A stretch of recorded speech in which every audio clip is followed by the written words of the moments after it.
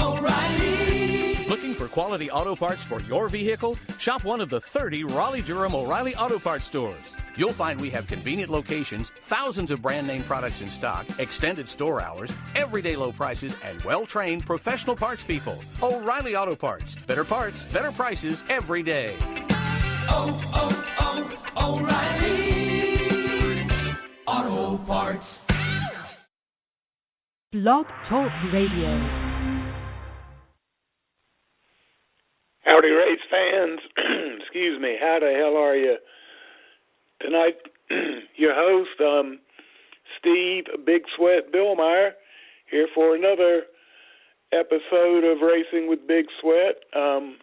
We've got a pretty good show lined up tonight, some interesting drivers, and let me introduce you to my partners in crime. First, my man who produces this show and the brains behind the deal and everything, Mr. CJ Sports. How are you tonight? That good, eh? All right. Okay, there I'm unmuted. I would say the brains behind this, but I am thankful to have the opportunity to be here and looking forward to another great show tonight. Yeah, definitely so. Have you heard from Chris? Not today, not yet. We don't got him in the studio yet, so hopefully we'll get him here real soon. Well, his minivan might be giving him a hard time. I don't know. But yeah, we'll get him in. I saw a couple things while we're killing a few minutes here. I saw a couple of interesting things I want to get your opinion on. One, I like the fact that Monster went ahead and picked up Kurt Busch for 2016. I want to get your thoughts on that. And then also the fact that due to safety measures, they're only going to one green-white checkered at Talladega. Well, the Talladega deal, I mean, it's just as easy to have a crash in the first green-white checkers or the second or the third. I mean, there's really no difference in them. Everybody's pretty much going to be driving the same way, and I just don't understand it. I don't see where it's going to help or anything, other than the fact it might cut down on the time for cleaning up after the wrecks. But do you think that's possibly taken away from how this chase will play out with them eliminating? I know from somewhere I read this was like the Talladega was the first one that went to the three green-white checkers, and I know that I heard it has to do with safety, and I agree with you. I'm not siding with the decision. I think it's kind of taken away from a potential winner because we don't know. And we know they went to the green-white checkers. They didn't want them racing back to the yellow and safety measures, and that's why they went to the green-white checkered, just so we didn't finish that way. But do you think it's going to take away from the championship at all if it comes down to green-white checkered and we only get one shot at it? No, actually, it might be a little bit beneficial to some of those guys because if you have the three, that's three different chances of tearing up and falling out and losing your spot in the points. So, I think if anything, guys will be aggressively careful. They're going to be trying to push the envelope and do what they can to win, but not as an all-out bonsai move. They'll plan everything out, and even if they get one green-white checkers at the end, I mean, it's going to make for a pretty good deal.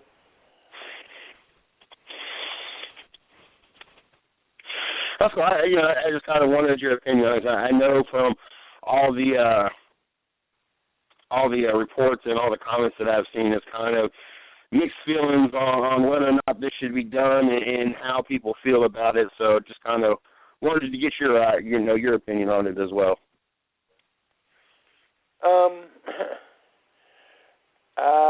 I don't really know, to tell you the truth. It's just,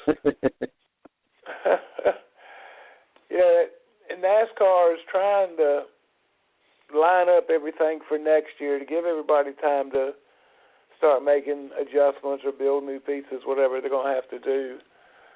And at the same time, they're trying to establish the new rules and find out what the new rule package is going to be.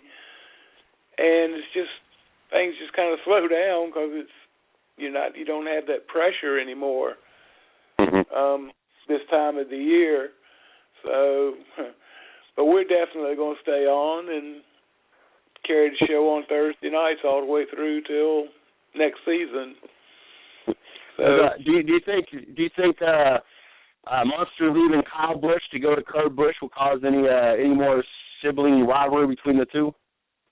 I think I would be kind of salty if my sponsor left me for my brother. I'd like to be at that house on Thanksgiving.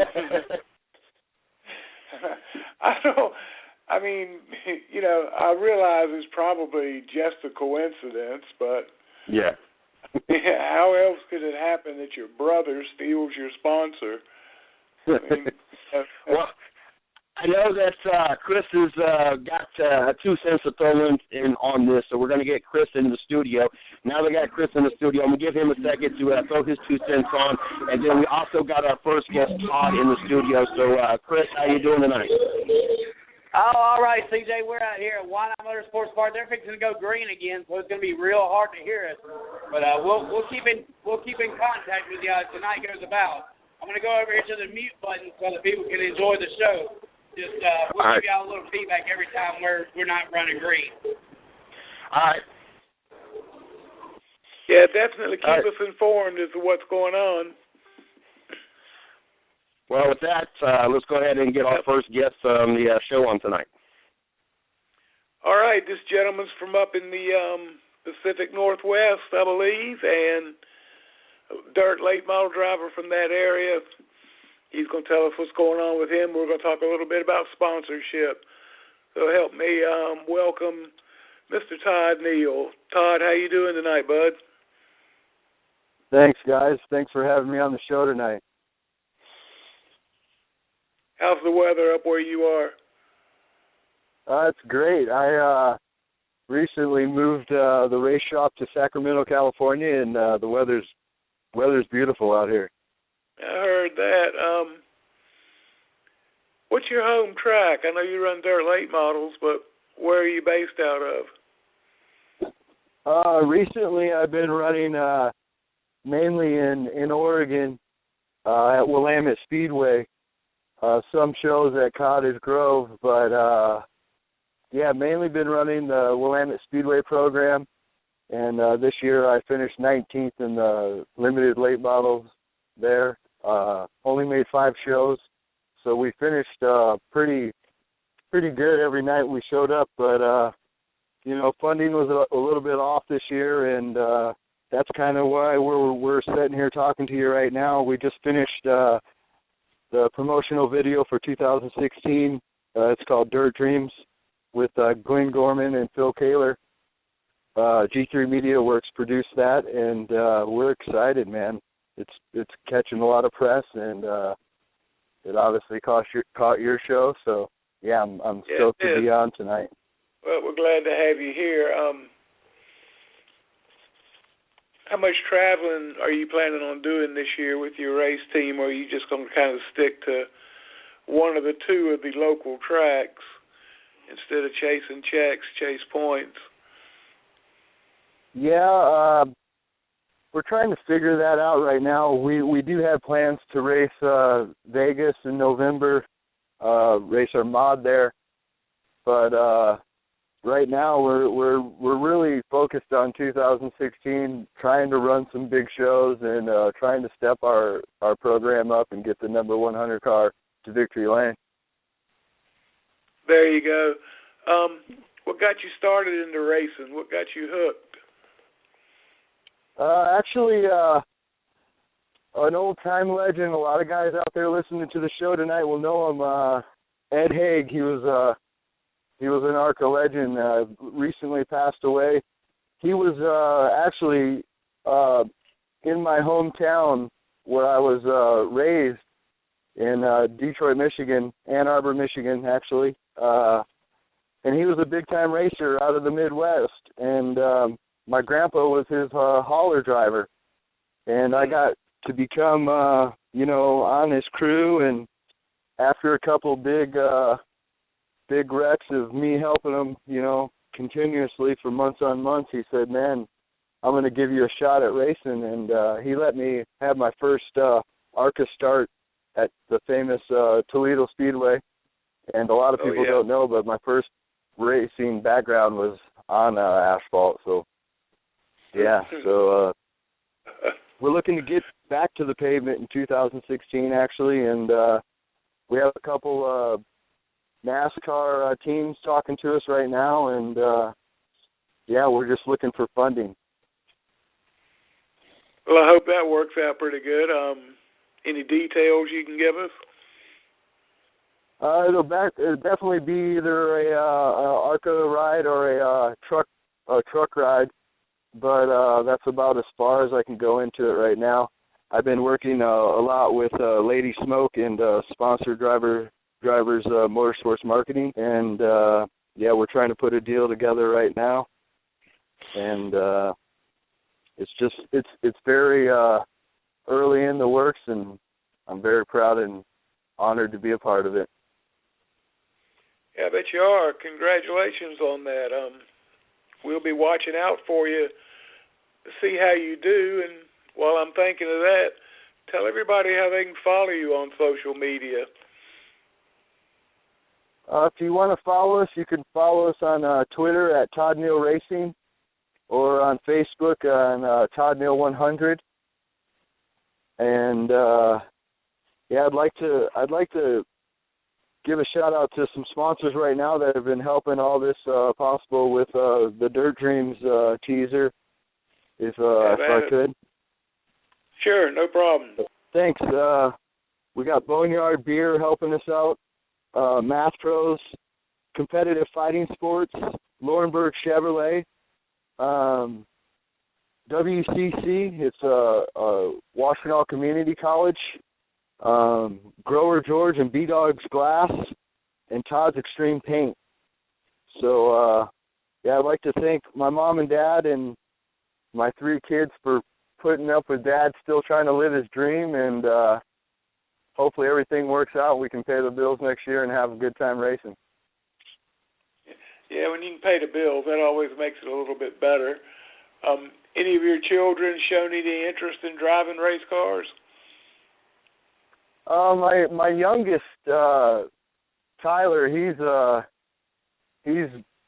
got it in his blood. He's ready to race. He's wanting to get into some karts, but he's been concentrating on baseball and for that. But yeah, I love racing. Racing's been in my blood. My brother, me and my brother have been racing since, you know, we were little kids. We started out racing dirt bikes and went to karts, and we both have a history in cars. He won the Rumble in Indiana there one year, and that kind of put us on the map, and we're still racing, and we're still it's in our blood, and that's what we do. It's a family heritage. It's it's the history of the United States, and we love it. I heard that. You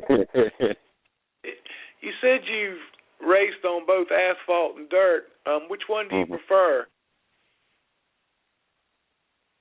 Well, it recently. Oh, we lost him. Hopefully he'll call right back. That was exactly where I was about to go with that. And when we get it back on, also follow up with which one feels more natural to him. I'm always curious to know that. It's always interesting for me to listen to race drivers that have been on the asphalt and on the dirt, and the differences and how they got to adjust and everything else. So I really like the fact that Todd has we'll both have both outlooks on this topic. But we got him back in the studio now. Good deal. You back with us, Todd? Yeah, I'm back here. Sorry, guys. That's all right. Back to that question. Yeah, back to that question, if I like dirt or asphalt better. I'm a racer but at heart, and a lot of guys ask me that, but obviously dirt is kind of stole the spot the last 5 years in my heart, and it's kind of the next biggest thing I feel in racing, and I'm glad to see NASCAR letting Tony do the thing at Eldora that he's doing, and that's a big reason why Team 100 and Todd Neal is looking to definitely secure a truck ride for 2016. Yeah, since you have experience on dirt, you mentioned you might have a truck series ride next year. Will that be an advantage to you from being used to racing on dirt? And the same thing with the ARCA series. They have a couple of dirt races they run. So, is your dirt experience going to help you as you start to move up? I believe it will, and I'm a firm believer if you can hang it out, and still go fast and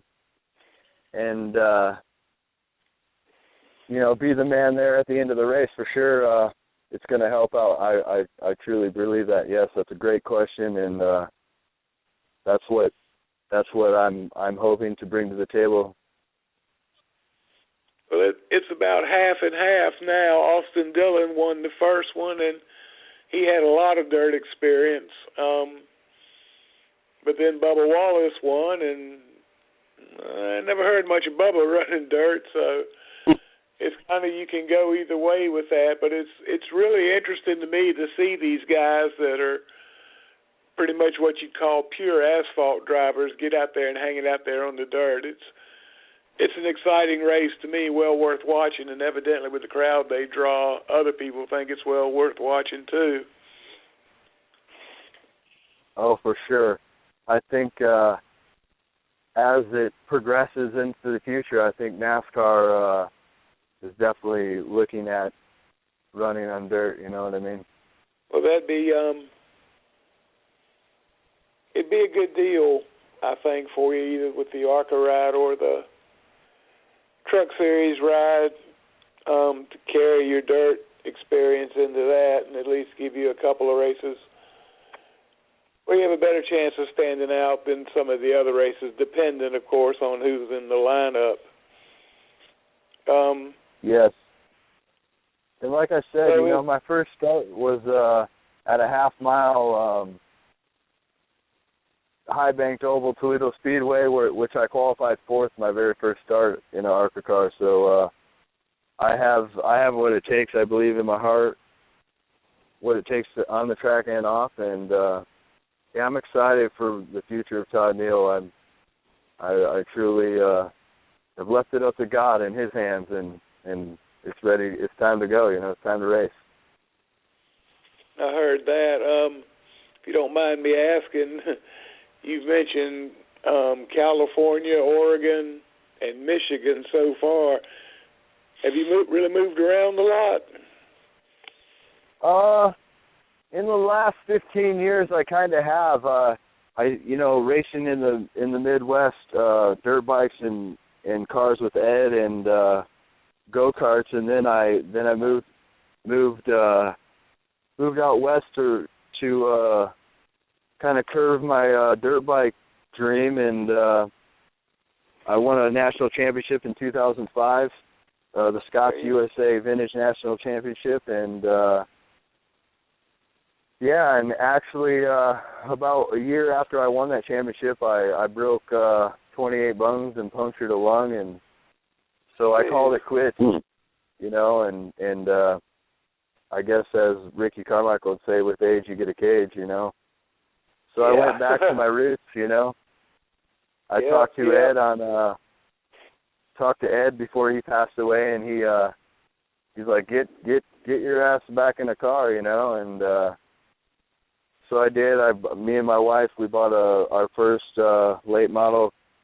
It would be about 7 years ago, and we've been having fun with it, and it's been growing every year, and it's turned into a business, and here we are talking to you. It sounds like you got the backing of your family, and that's always cool to have when you're racing too. What's been the pinnacle of your racing so far? What's been the highlight of all your racing? speaking of family, my mom and dad live in Missoula, Montana, so they don't make it to a lot of races. And 2 years ago, they made it to a race, and they surprised me. Drove down for a race, and that night I won the heat race, won the B main, started last in the A main, and got up to second. Almost won it, but that's probably the best run I've had in a long time, and did it in front of old mom and dad, so I was pretty happy about that one. Yeah, that would even make it great, be able to do it in front of mom and dad, but that's a pretty good accomplishment there. You had to go through 2 or 3 hills to get out to the best part, but you managed that. In that same vein, what's been the lowest of lows for you when you've been racing? Well, a lot of people don't know. I do have help, in the pits and on my team with volunteers and stuff. But one big thing with the Dirt Dreams film is I'm my own pit crew. I'm my own crew chief. I'm everything. So, when I have a rough night, it could turn into total chaos. And I made it to an A main a couple of years ago, and I had to work all day grinding tires and car setup and battling track and, dry conditions. And you're chasing your setup all day long, so you're constantly busy, especially if you don't have no help. And I was rolling out for the A-main and the distributor broke. And, it's times like that you just wonder, But, you shake yourself off and you try to rebuild and come back next week. Yeah, I remember Harry Hyde saying that if racing was easy, monkeys and babies would do it. But that's what makes it challenging. Everything doesn't go your way, and that night it does. It really feels good. Yeah, it does. There's nothing. I tell everyone that I try to, meet and get them involved in racing. It's definitely the best adrenaline rush that you can possibly ever get in your life. And, self-accomplishment is just, it's amazing. It's through the roof. And I love it, and I know a lot of guys out there love it, and I want to see it grow bigger. And, I'd like to, again, thank you guys for having me on the show tonight, and I hope to be back. Oh, absolutely. We'll be keeping an eye on you through the 2016 season. Check in with you and keep up with what you're trying to do. How are you approaching your sponsorship deals? Are you going in person and meeting with people, or are you doing it over the web, or what? Just how do you approach them? How do you find them?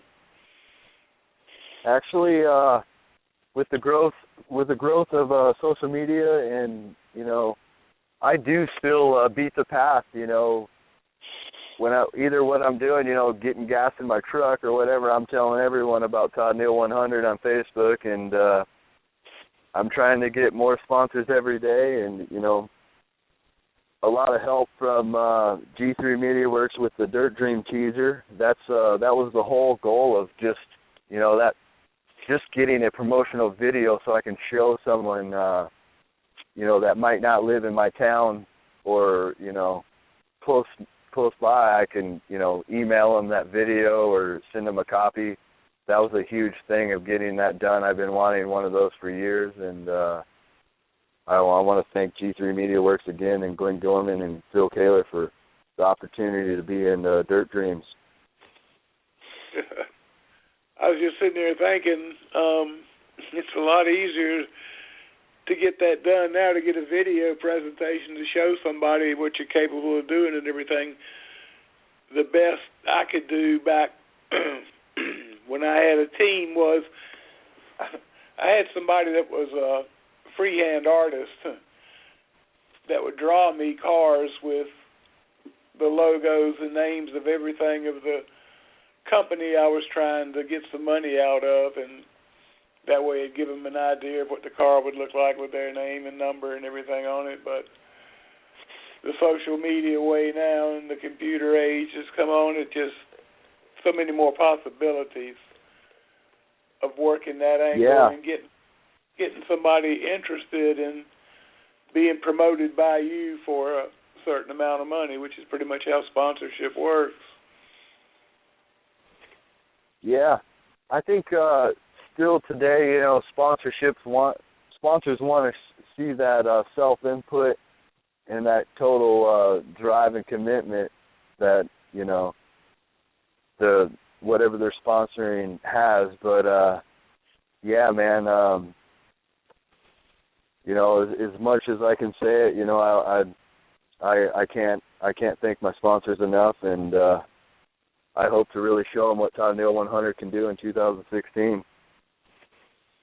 There you go, and that's the best thing you can do, is make an impression on a sponsor, get their name out, show them you're capable of doing the job, you're capable of winning races, even if you don't win that night. You know, just show them that you're a top-notch race team. That's a problem.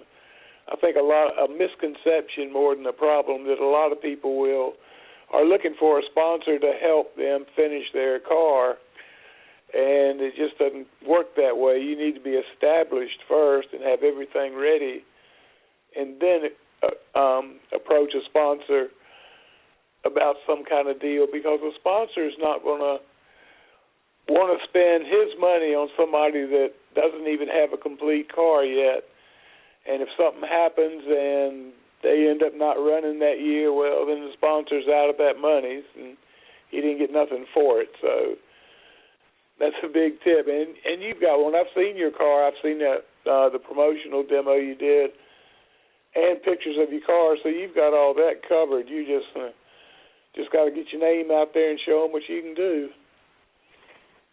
Well, fortunately, you know, going along the way, you meet a lot of cool old racers. And one time when I was about 18 years old, they call him Big Z. Ron Zeller told me, never get the horse before the carriage. And unfortunately, I had a race car back then, but never had a race car hauler to take it to the racetrack, and never made a race. But since then, you know, I've learned a lot, and you're definitely right. You know, you got to have everything in place, and sponsors want to see everything in tip-top shape and all-color matching, and, you know, professional as you can possibly present their logo on your stuff. And that's what I'm trying to do. I'm trying to keep it clean and keeping it real and professional as I can. And, you know, we're excited about 2016. We're really looking forward to it, and I hope you guys are too. Oh, absolutely. I'm definitely interested in any kind of racing, really. Do you do any kind of personal appearances or sponsor appearances for some of your other sponsors, you know, or even just bring the car down to their down to their business when they're having a sale as just something to look at? You do any of that kind of stuff? Yeah, I do. I actually will do open houses. If they have any like company business meetings that allows us to be there, I like to attend some of those just to get, you know, my face with their product, you know, and communication with their employees. You know, every person that I meet within my sponsor base helps me more, you know, on social media and everything. So yeah, and just to get more fluid with what they sell and the products they have. I like to be knowledgeable, and yeah, I try to be as friendly as I can with my sponsors and make as many commitments as I can. You know, it's getting to be a hectic schedule, but you know, as all big race car drivers know, that, you know, you got to make your sponsors happy. Yeah, absolutely so. But they're a critical part of the deal. You got to have them, and you got to treat them right and represent them the correct way. That's kind of the biggest thing. It's a good idea for you to do open houses and anniversaries and things like that, and get your car out there. That help get your name out there, and gives the company that's sponsoring you an idea of what you're doing and how you're doing it. Excuse me. And it just, it's another one of those tools that really doesn't cost anything other than your time and effort. So, and I know, I'm sure you and a lot of other people, you wouldn't consider it wasted time. You would use it to your advantage as far as hunting a sponsor. Yeah, as much as we can on the off season. Recently, with one of our sponsors, Math Pros, we're trying to get more public awareness with the local schools in California, and a lot of everyday problems we have on our race car team. Whatever it is, me scaling the car, or there's tons of math problems in that whole situation, and we're trying to work with kids and trying to get them aware with this, within the motorsports community, and I'm a racer, like I said, by heart for years, and if I can get the sport to grow at any level, at any percentage, I'm a happy man. So I'm a racer. I love it, and I'll do anything for my sponsors. And thanks again, guys, for having me on, and I'm very very honored to be on the show tonight. Well, appreciate you coming on, Todd, and like I said, keep posting on the NASCAR and other racing page, and keep letting us know what's going on, and I'm going to try to keep up with you, and I hope you do real good with your new ride next year. I'll be looking for you in either ARCA or the trucks. All right, thanks, guys, and if any sponsors are out there listening, you can contact me at toddneal100@gmail.com or at toddneal100 on Facebook. And thank you for your support, and there'll be more out of the Todd Neal 100 team. Good deal. Glad to hear it, Todd. Thanks for coming on, and we'll talk to you again soon. Thanks, guys. Have a good night. You too. Well, CJ, what'd you think of Mr. Todd Neal and his idea?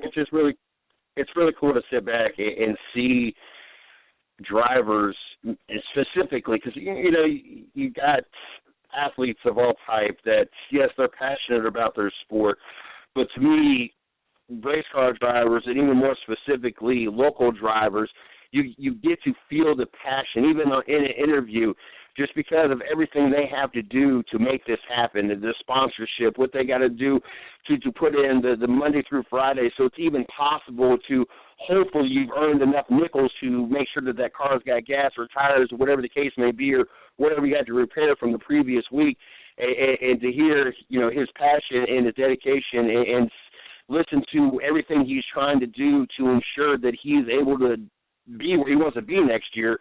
It just really kind of grabs you, and it's really cool to hear it. Yeah, it definitely is, and it sounds like he's got a pretty good plan and a good outline of how to approach it, a sponsor, and what to say and what to show them and everything, and especially he can back it up with the championships he's won and the race he's running now. So I think his situation is a pretty good way to be right now this part of the year. Oh, yeah.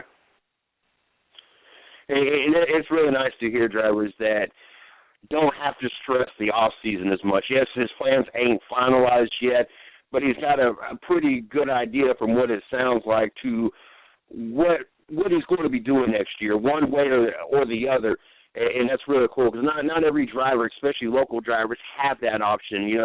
Where we're getting the last race or two this season for a lot of these drivers. I know our local track this weekend coming up is their last weekend. As we talked to a few of them, we're going to have a few on here in the next few weeks. So, not everybody's gotten that opportunity or has those options available to them at this point yet.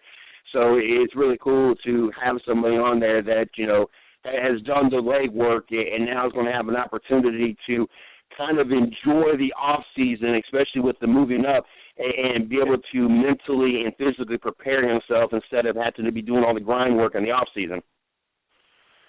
Yeah, I'm sure it'd be sitting around wondering, what's exactly going to happen and what's going to go on. So it kind of relaxes you for Christmas if you can get relaxed at Christmas.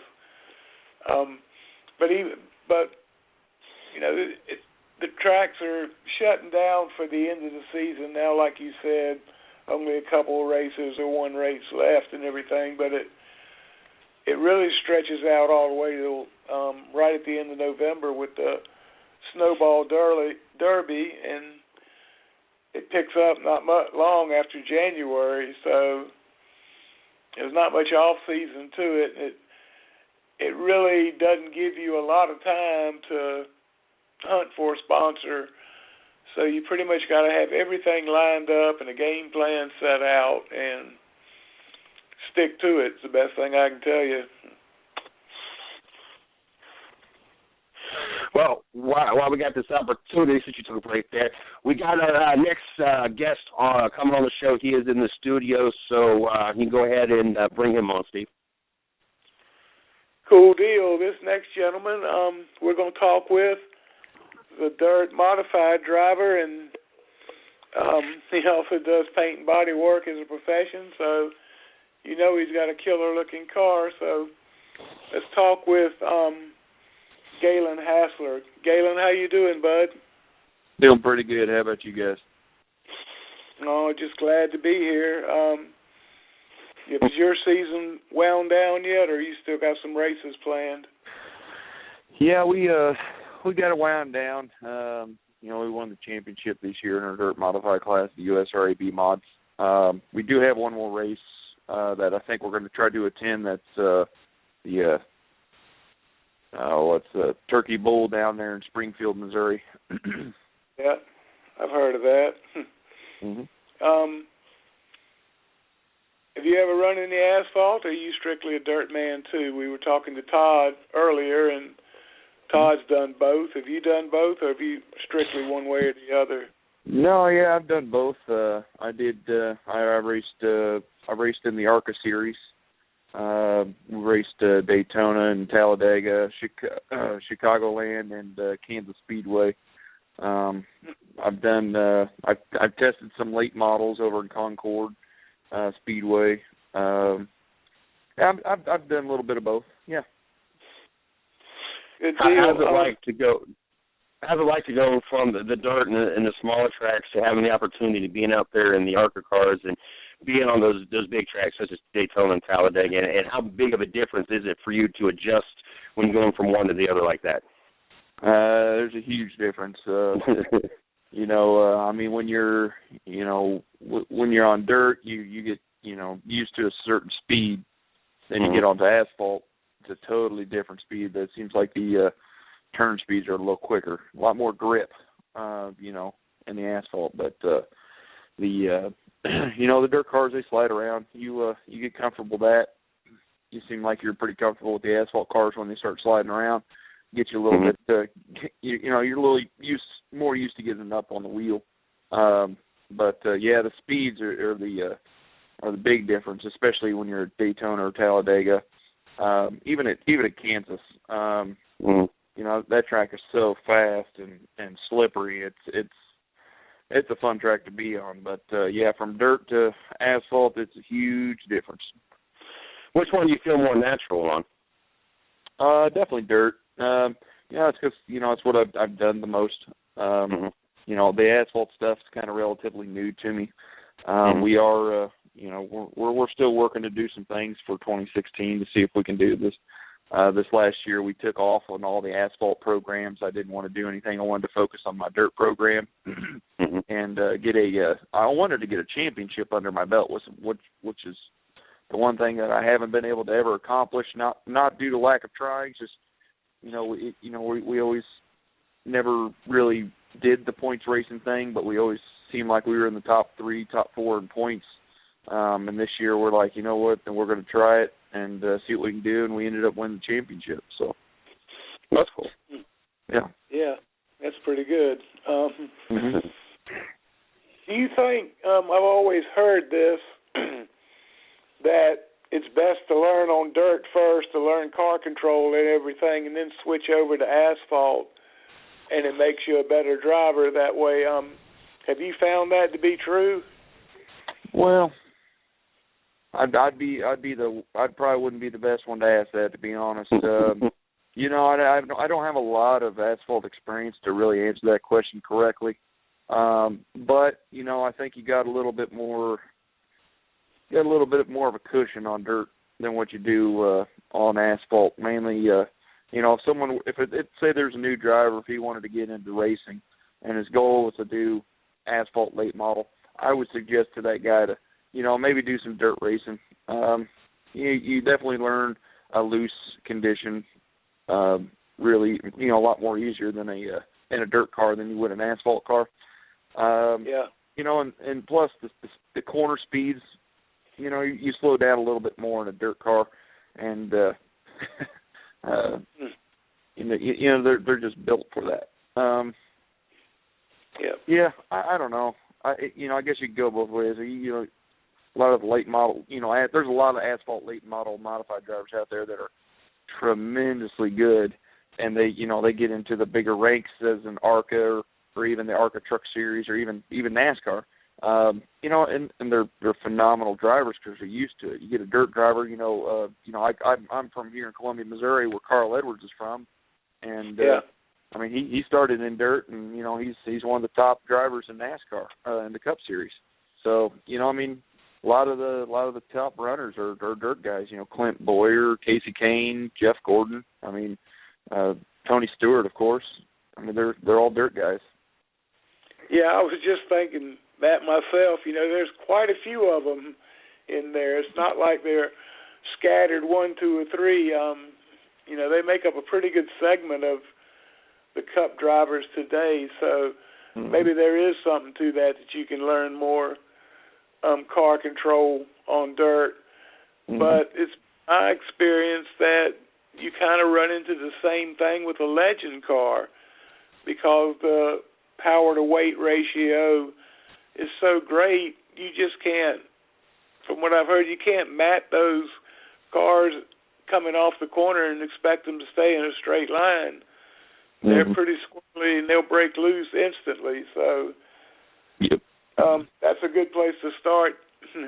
You would think it'd be a good place to start drivers, but I just saw the other day there's a 14-year-old in Alabama, Cruz Skinner, that won the track championship down there, and he's racing against Red Farmer, who's well, I don't want to say Red's old, but his Social Security number is 8.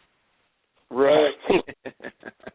He's dealing with some competition, and 14 years old and smoked him. So, you know, what's too young nowadays? What's too young to start? I mean, they're starting really young nowadays. I mean, you got, you know, especially over here in the Midwest. I just read about a 13-year-old kid in a modified series. He won 25 races and 2 track champions. You know, so I think he's over there in Kansas area. I read so.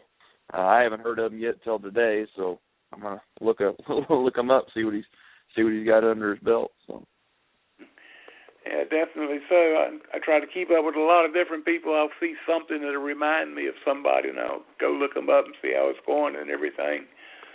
But they're a lot younger these days, like you said. And something I've noticed doing this show and really trying to get involved in dirt racing, I've been an asphalt man all of my racing life, so I'm new to all this, and I'm enjoying learning about it and everything, but I didn't realize that it was such a big deal in the Midwest that they run, not unusual to run 3 or 4 or 5 nights during the week racing at different tracks. Their season's a lot longer, so it's kind of the hotbed of dirt late model racing now. Can you see any more dirt in the future in NASCAR besides just keeping Tony's track El Dorado? Yeah, you know, I don't know. There, you know, we were just having this conversation with a buddy of mine. How, you know, it's you know, especially with there's so many nights up, especially in Iowa. Iowa, they can run Wednesday, Thursday, Friday, Saturday, Sunday. I mean, it's crazy the amount of nights they can run. unfortunately, where I'm located, we're a Friday, Saturday, and that's, pack up and you're working until next Friday. I'd love if there were more tracks, to run. I think the problem is sanctioning. There's new sanctions popping up everywhere. It's around where we have IMCA up north. Around where I'm at, we're USRA, and then we got UMP to the east of us. So it's it's kind of like a pick and choose situation. I love the USRA sanctioning classes. Seem like they're a really competitive class without, of course, all racing is expensive, but at least this class you can underspend a few people and still compete with them. Yeah, definitely. So it's a pretty tough deal to handle out there through the Midwest. I've heard we've had a couple of guys that tour constantly up through there. One of the guys we had on as a guest, Tim Ward. Tim's based in Arizona, and he runs from Arizona to Minnesota. And he has these friends spaced out along the way that have shops where he can work on his car when he needs to and repair any kind of damage and everything. So he keeps this deal well planned out, and he ends up running 60 or so races a year. So he stays pretty busy at it, and that's the way I'd want to run if I could. Absolutely. Yeah, I'm down in the southeast, and it's pretty much all asphalt down here is the big thing, and we usually just run. Very seldom do you see a Thursday night race, and it just doesn't happen on Sunday. The Bible Belt's a couple of notches tighter through here than the rest of the country. We ain't racing on Sunday. Yeah, we got Quincy Raceways in Quincy, Illinois that runs on Sundays, but they're not USR sanctioned, so we typically don't go to that track. We do have I-44, down here in Lebanon, Missouri. They're an asphalt track. They run on Saturdays, I believe, but they're a good track. It's still 2.5 hours away. Yeah, we had a young driver last week, Tiana Berkeley, and she's up in the Pacific Northwest, and she said her home track, the closest track, was a 4-hour tow. And I'm like, that's not really a close track. No. It's definitely not a local... a strong toe to have to make. Yeah. But, on the other hand, she was the track champion this year, Year of the Year, Best Appearing Car, Sportsman of the Year. She, cleaned up on all the awards and everything. They should have just dedicated the banquet to her. Huh. That's pretty good, especially when you get Sportsman of the Year and after driving 4 hours. Yeah. I was like, man.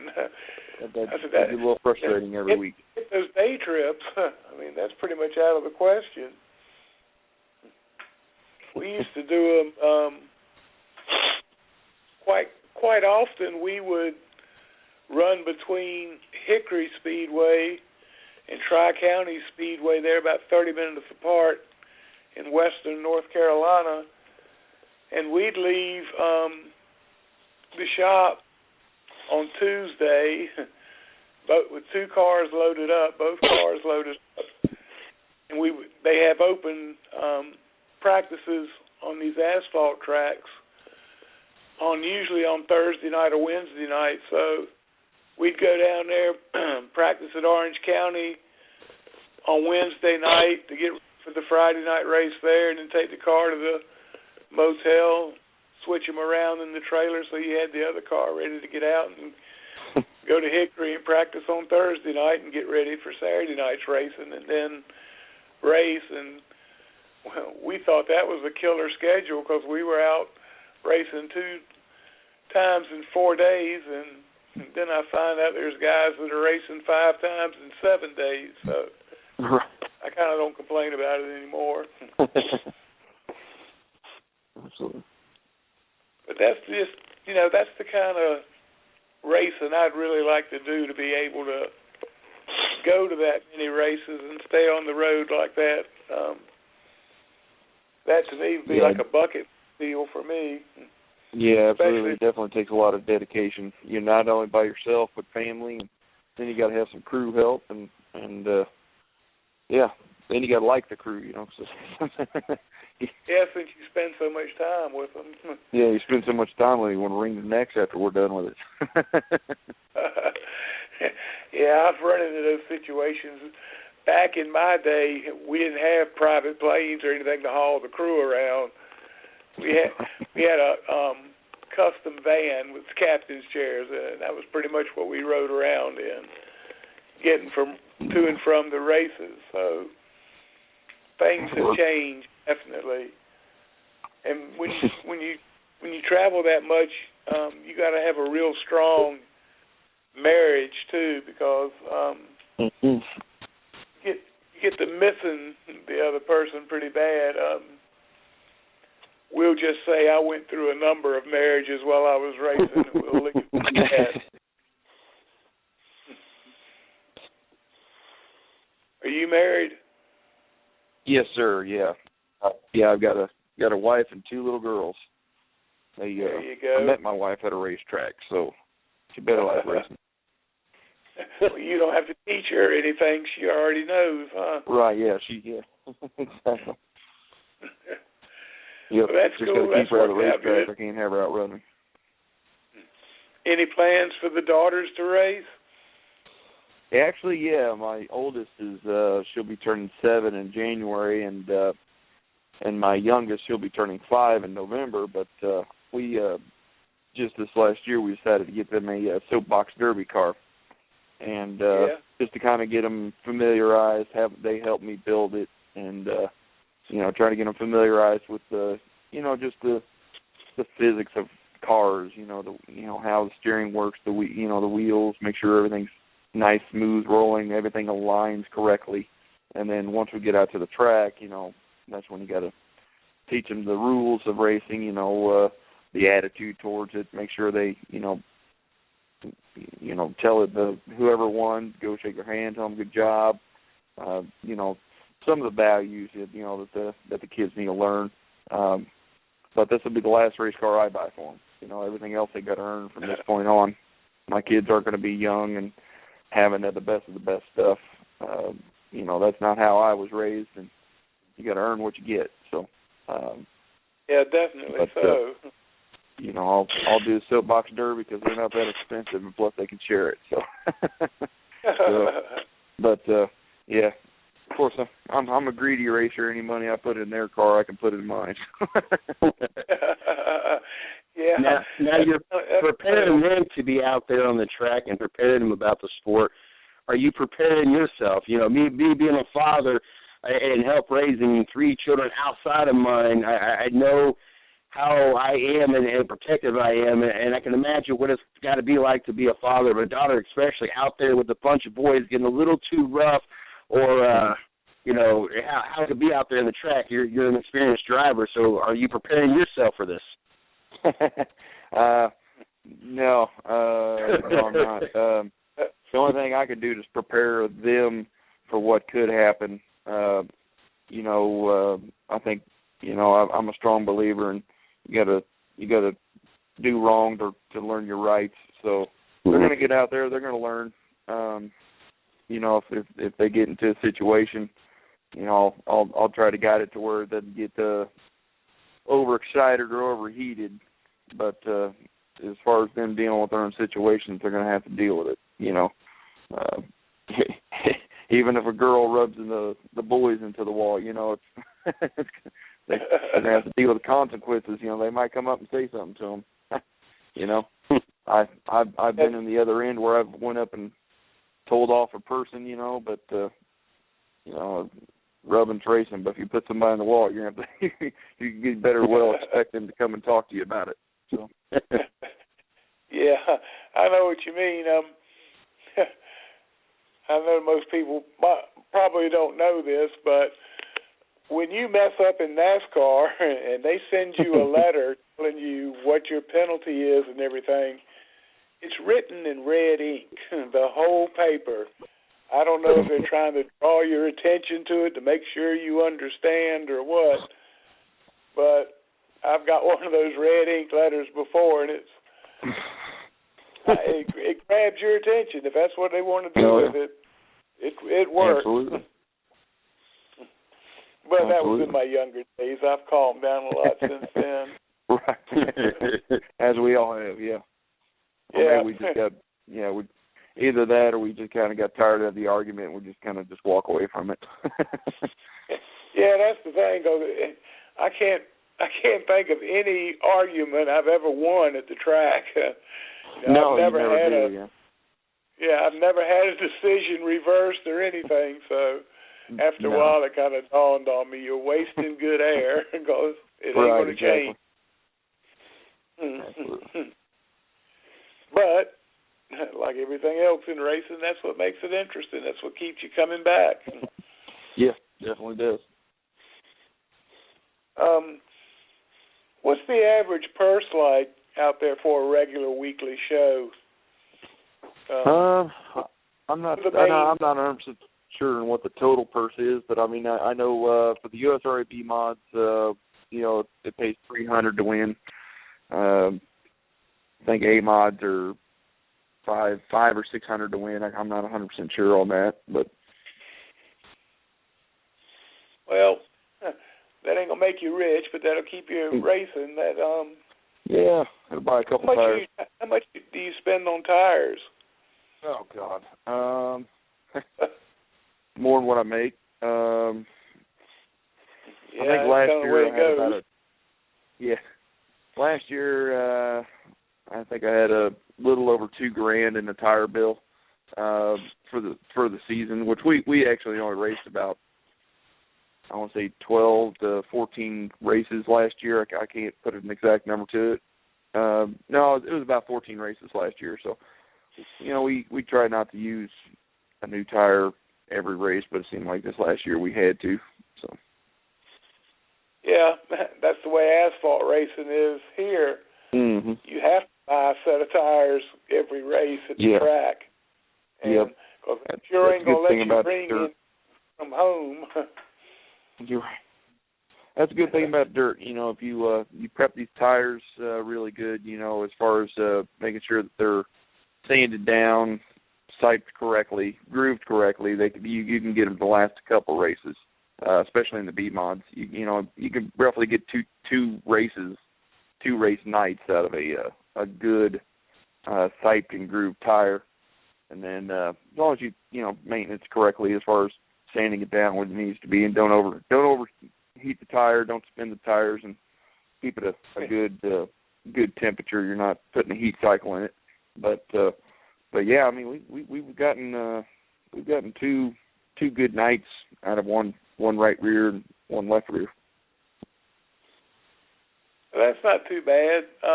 No. The tough part in the late model stock cars that I raced up here is that was pretty much what you looked at on the entry blanks for where you wanted to go the next week. It was how much do they pay to start, and that that was a big influence on my decision. Mm-hmm. In case of something would add, I could start, run one lap, start and park, and still take home $100 or $150. And second thing I'd look at would be where have I got to finish to pay the tire bill? On some tracks, if you finish past fourth place, you couldn't pay your tire bill with the prize money you got. One track I ran was up in Virginia. It was a 2.5-hour tow from my shop on a Friday in the traffic. And there was another racetrack that was about a 45-minute tow from my shop. But I did that 2.5-hour tow every Friday to run up there just because it paid more money to start, and you could finish in the top 10 and pay your tire bill. So right, yeah. In lower series racing, it's like a win-win deal there. Right. But sadly enough, it didn't stay open. It's sitting on the side of the road. It's about maybe 30 miles from Emporia, Virginia, where Hermie and Elliott Sadler are from. Yeah. So it's up in a racing area, but it just didn't. I don't know if they just paid too much money out to the top 10 teams instead of the top 5 like other tracks. But right, it's a nice place, but it's like North Wilkesboro and everywhere else. It's just crumbling in the weather. Yeah, unfortunately, there's a lot more racetracks going under, and sad to see. Yeah, I've seen a few well-known tracks that have gone under ceased operation this year. You know, all of a sudden there's a message posted on Facebook that says they've ceased operation and they aren't running anymore. You know, and this might be a Thursday before the race on Saturday, so that kind of throws a kink in everybody's weekend. Then, do you ever have that where you've just tried to go to one track and maybe they got rained out or something and you had to switch and go to another track? Have you ever run into that, and what does it take? What do you have to do to get your car switched?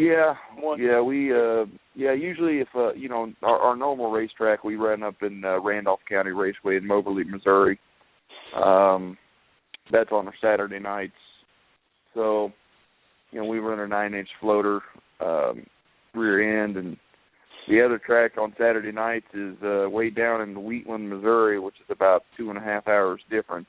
And you got to swap gears. So that's after going 2.5 hours and then getting under the car and swapping gears, it gets kind of a little bit of pain in the butt. But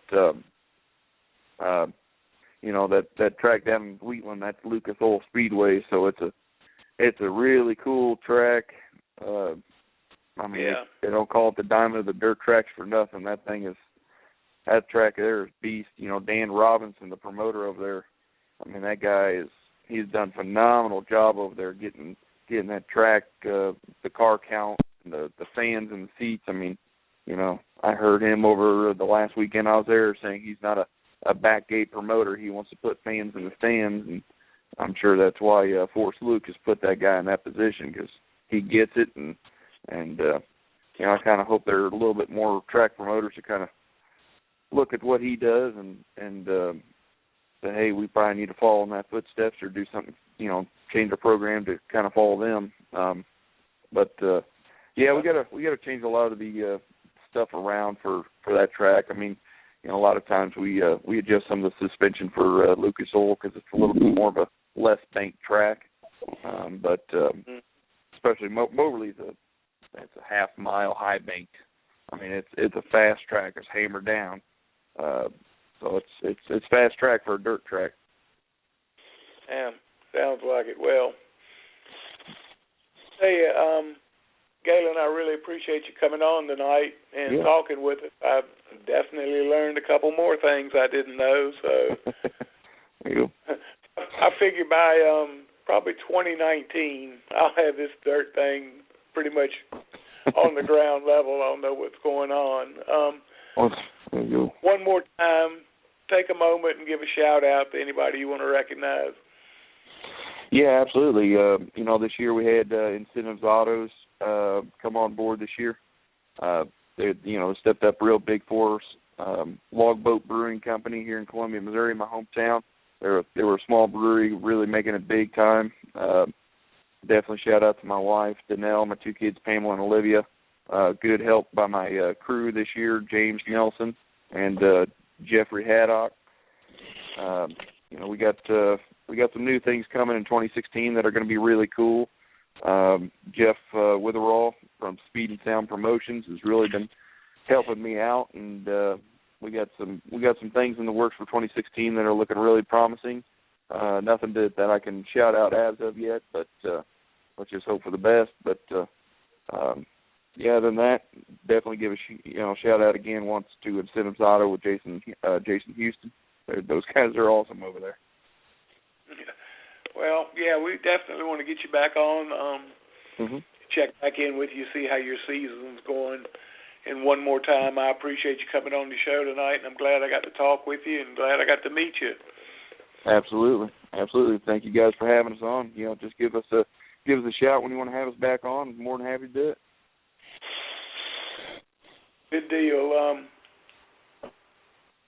We'll talk to you later on, bud. All right. Sounds good. See you guys. Have a good night. All right. You too. Yeah. Well, CJ, how are we doing so far? We're doing great. Loving every last minute of it. Loving hearing these guys' paths that they've traveled and the obstacles they're overcoming. And I tell you what, I don't know if I could have my 6-year-old daughter out there and get roughed up a little bit too much by a boy or a grown parent make her cry, because I think I would probably have to show an ugly side of myself if that happened. So I think that's the biggest thing that I would have to prepare. Even, if my son or any of the kids that I help raise go into any kind of sports, I think that's going to be my biggest concern is how I'm going to handle it, because, I don't tolerate anybody intentionally trying to make my kids be upset or cry. If it's involved with the game is one thing, but you know some people get a little carried away with stuff. So.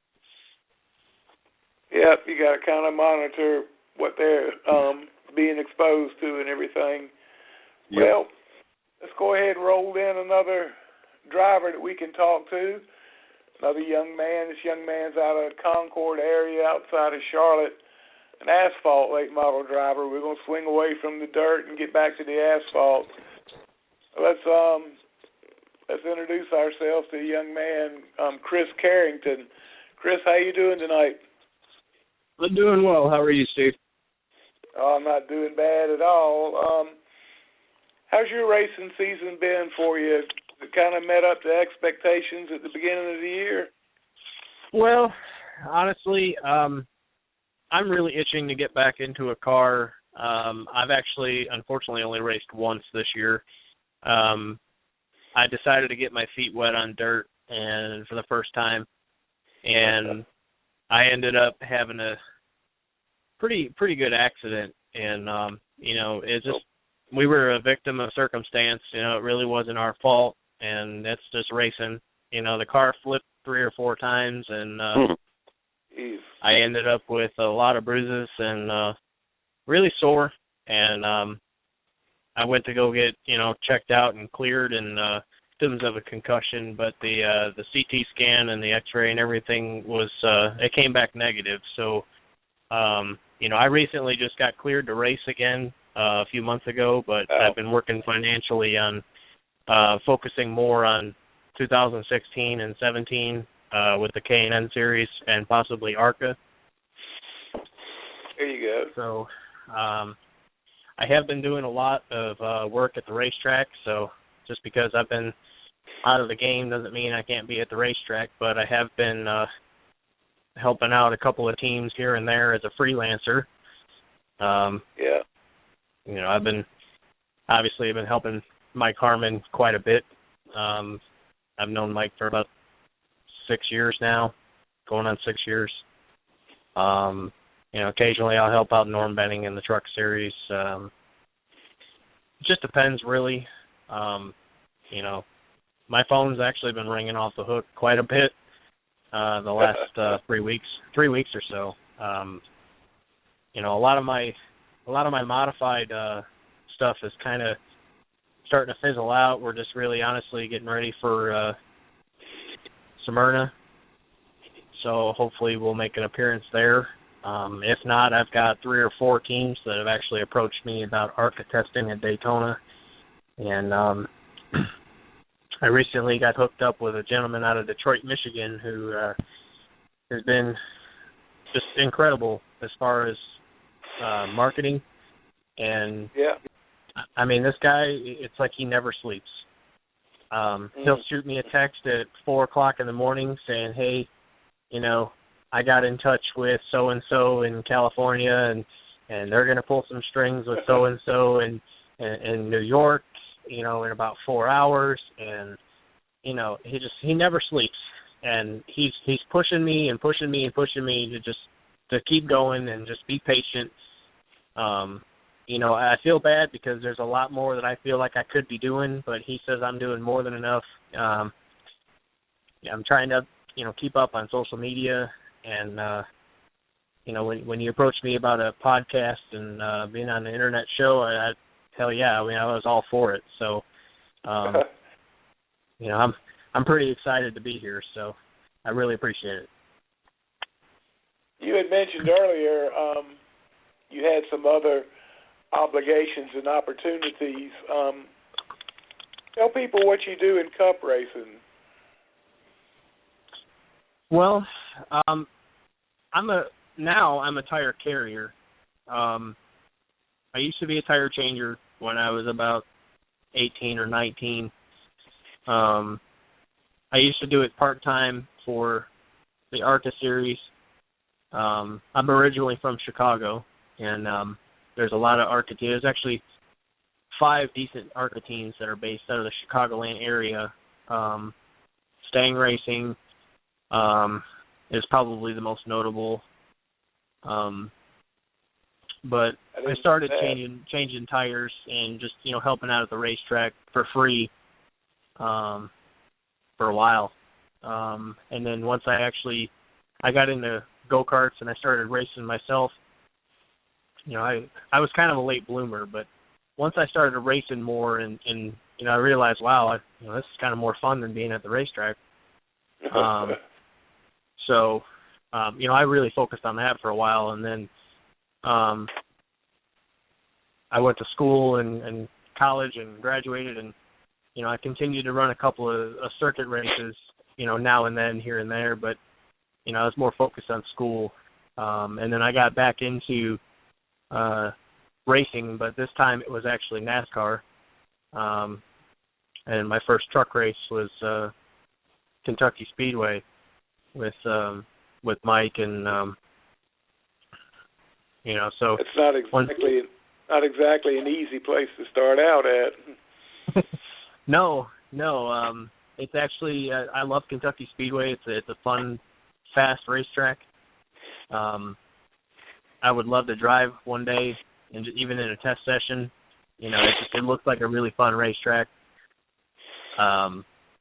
But that's where I met Mike, and I was just down there kind of hanging out. I had a buddy that was doing a cup deal, because at the time truck and cup were at the same racetrack, and Xfinity was off that weekend, so he got me garage passes for the cup series, and that's when I met Mike. And you know, my first gig was Iowa Speedway for his Xfinity car, and so, but more fast forward kind of more recently, I went to the Pit Crew University in Mooresville down here, and you know, met a lot of people, and you know, made some good connections, and I kind of gave up the whole tire changing thing for a while because basically a lack of resources, and you know, I mean, I'm not getting any younger. Yeah. You know, I mean, I'm 26 now, and I know that sounds to me that's old. To me that's old. Must be nice. Yeah, but I'm no spring chicken, but I'm also, you know, I'm not in a wheelchair yet. But if I keep racing the way I've been racing, you know, I may be in a wheelchair quicker than I think. But I kind of. You're talking about you're 26 years old and you're a tire carrier, and I'm thinking, I was a tire carrier when I was 36 years old, and we carried 2 tires instead of 1. So at one time I was in pretty good health, but the lack of activity has kind of got me down a little bit. Well, I can assure you, there's the few times that I've worked for Mike, we've been shorthanded. Oh wow! As a tire changer, I've had to carry my own tire over the wall. Like Glenn Wood. Oh yeah. And then as a carrier, I've actually had to carry rears and fronts. Yeah. I actually worked it out with the Jackman once that he would carry the front tire for me and just set it up against the car, and then he would jack the car up. Because we were short one carrier. We had two changers. We had a Jackman and a Gasman. But like I said, we were short a tire carrier, so as soon as I slapped that tire on, I had to run around him and then slap the front tire on, which didn't work out too well. So I had to talk with the front tire changer, and I actually had him, it was quicker for him to just grab the tire and put it on himself, or have the Jackman actually step in and, and carry the tire and index it on the car. So, but that's what I've been doing a lot recently because, like I said, I'm not getting any younger, and my knees are starting to take the toll as far as dropping in and, hitting 5 lug nuts and pulling the tire off. When you do that, practicing, 4 or 5 times a week, and then you go on the road and you do it, twice in one pit stop, and you do 5 to 7 stops a race, for a couple of years straight, it takes a pretty good toll on your body. Yeah, it does. And, and I try to, keep in shape as much as I can, working out at the gym and things like that. But even still, I mean, at 26 years old, I'm just doing the best I can to hang in there. Well, so maybe it's time to get serious about your driving and look at doing that in full time. Well, that's what I've been focused on. I've been doing both so far this year. I've come in contact with a few different people as far as helping me out marketing-wise, and, I refuse to give up. I moved here permanently, finally, about 1.5 years ago, and I love it here. But I've had quite a few marketing people tell me that, I'm not 15 in the next biggest thing. And, they keep telling me that, I can't market you. And I say, well, why? I said, let me put this into perspective for you. Apologize about that. Shut up. I had one lady who is, she markets for Matt Wallace. And I've grown to quite a friendship with Matt over the last few months. My full-time job, I work as a store manager in Advanced Auto Parts, and Matt comes in my store all the time. So I've grown that relationship with Matt, and he knows about my racing, and he knows why I moved here, and, he says, well, give this lady a call or, email her and, just see what she says, feel it out. And I said, okay. And I said, well, if it's working for Matt, it'll work for me. So we sat down, we had coffee at Starbucks, and, she told me her thing about how, I'm not 15 and the next biggest thing, and, I don't have too much late model experience, but, I really hate to say it, but from talking to other people, late models is great, but if you want to make it into NASCAR, you really need K&N experience. You really need ARCA. You really need ARCA experience too. And so she told me that, I'm not of that certain age caliber or age bracket to where, they're going to keep trying to push 15 and 16-year-olds to the next level. And that's what's trending right now, so-called. And I just told her, I said, well, I've got experience. And personally, to me, and from talking to certain car owners, the way I look at it, and, from talking to Bobby Hamilton Jr. about his testing in ARCA, I said, would you rather have somebody that actually has experience in a bigger body car, but also they're not racing on a blank check, because my personality, I'm very easy to get along with, but I'm also mature enough to know, you know, hey, if I was out there racing my own car on my own dime, I don't care who you are, you know, I would do like Joey Logano on Matt Kenseth. I'd wreck you to win the race. I would tear up that car like you would not believe to win a race. But when you're in someone else's vehicle, you kind of have that thought in the back of your mind, going, okay, I'm in an $80,000 Xfinity car with a $40,000 engine, and you know I'm running one of the biggest races of the year. You know, you kind of get that thought in the back of your mind, going, I really want to take care of this car. And, you know, so that's what, when I talked to him, that's what I said. I said, would you rather put somebody who, you know, yeah, I mean, they're motivated, but they have a hot foot. But, I mean, when it comes down to decision time, you know, are they going to wreck the car or are they going to keep the car clean? I would rather have a, you know, somewhat of a veteran, an older driver in the vehicle that, you know, has that mentality of, okay, you know, just run a clean race and, you know, the car come to you. Don't try to force things happen that may or may not be able to happen. You know, and I've gained quite a bit of respect, that honestly, from everybody that I've talked to.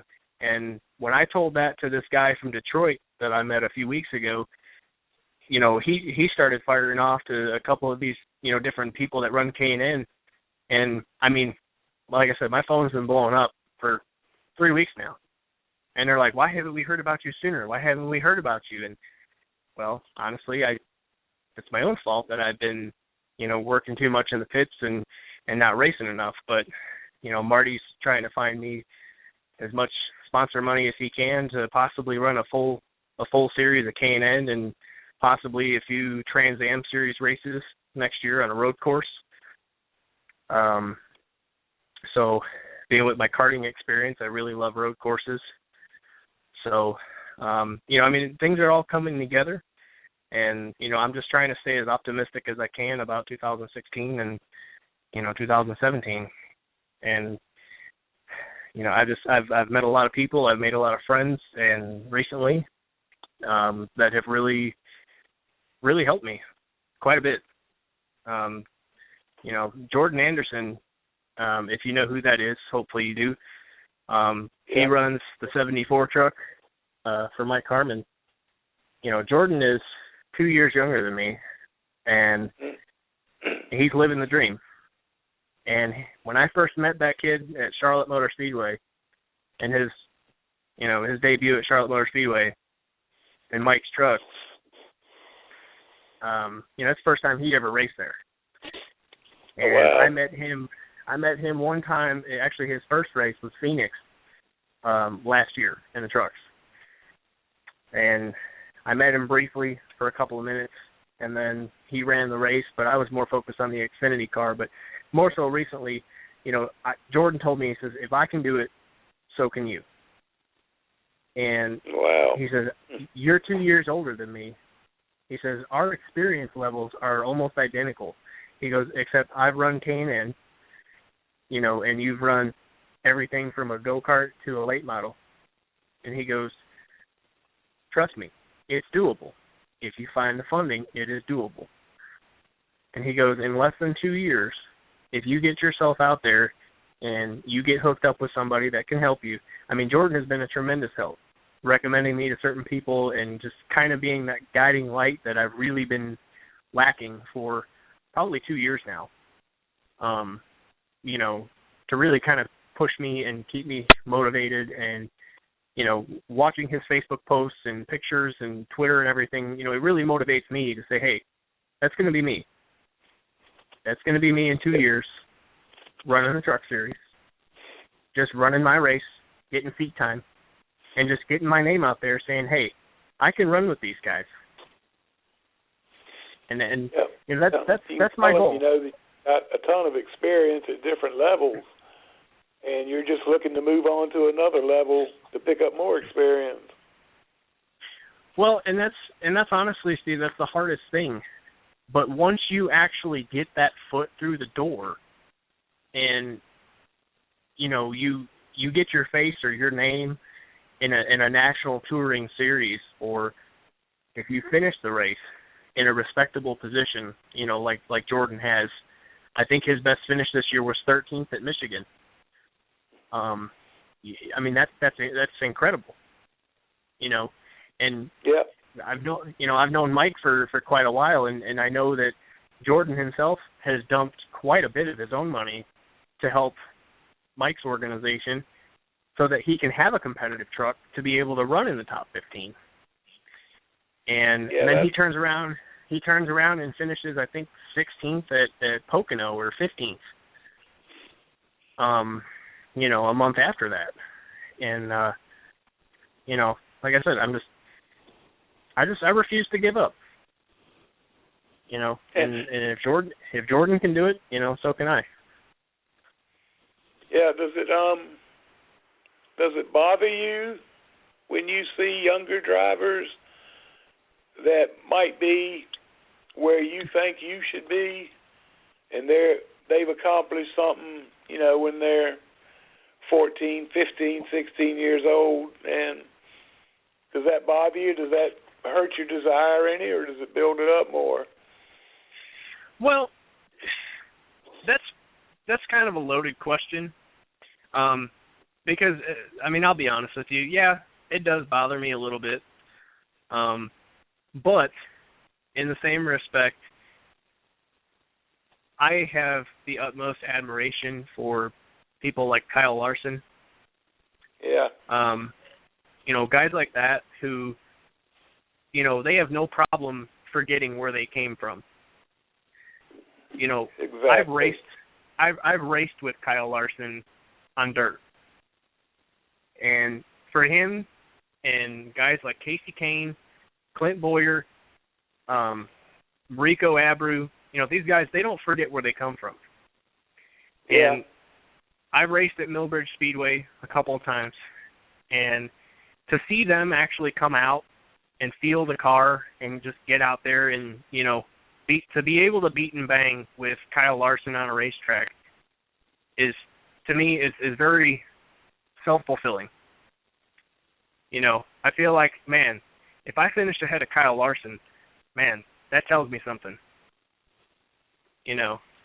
Kyle Larson's run. He's living the dream, running Sprint Cup for Ganassi, and if I finish ahead of Kyle Larson, just by chance, I can feel accomplished. I can go up to him after the race and say, "Hey, man, thank you." I don't even have to. I could just say, "Hey, thank you for just giving me an opportunity to race against you." Yeah, and it's like you said, those guys just haven't forgot where they came from, and they can remember the time when they were scrambling to get a sponsor, or they were asking questions of more experienced drivers to try to learn. And that's one of the cool things. Like you said, two of them that really stood out was Kyle Larson and Clint Boyer.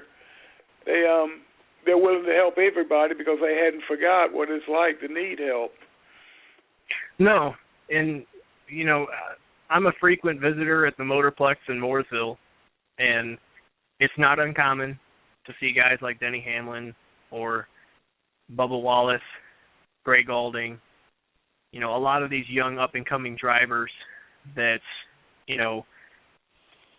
are just there to have fun, and for me to be able to interact with these guys on a weekly basis, that they go hang out there and, to be Facebook friends with some of them and to be able to text some of these guys and say, hey, you want to go beat and bang some fenders, on the go-kart track, and they're all for it, So it's really cool, and to me that just shows a lot of respect. But to touch on your question though, not to get off track, it does bother me just slightly to see young money, quote unquote, in a vehicle that I feel they have no business being in. I don't typically throw people under the bus.